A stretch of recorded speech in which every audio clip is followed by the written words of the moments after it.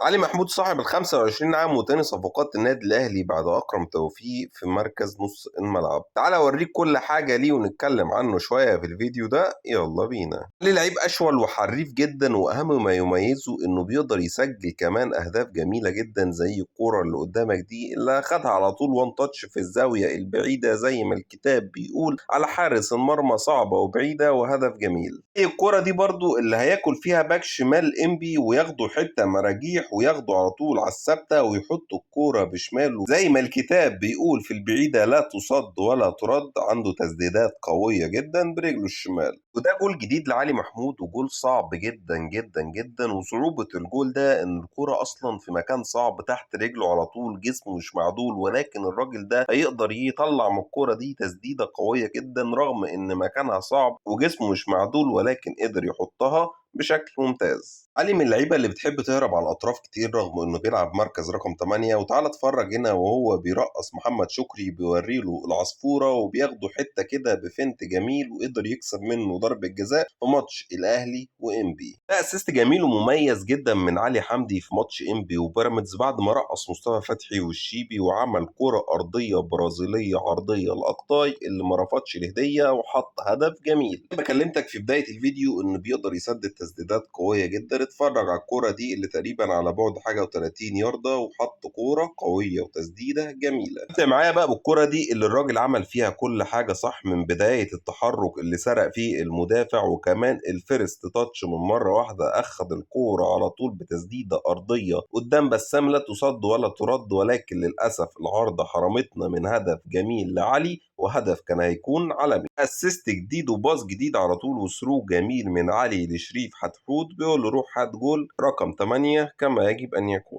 تعال اتفرج هنا على الحلويات والمهارات بتاعت علي اللي قدر ينطق الكوره ويرقص رجب نبيل.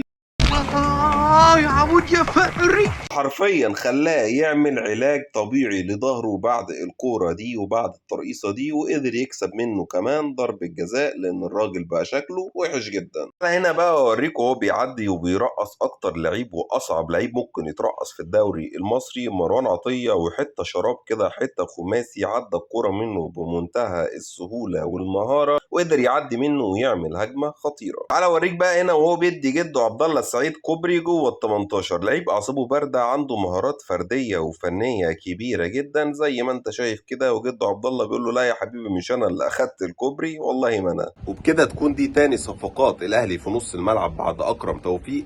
علي محمود اهلاوي لمده 5 سنين بعد موافقه ايمن الشريعي خلاص. قول لي رايك في الكومنتات، ايه رايك في علي محمود والمهارات اللي انا وريتها لك؟ وتنساش اللايك والشير والمتابعه.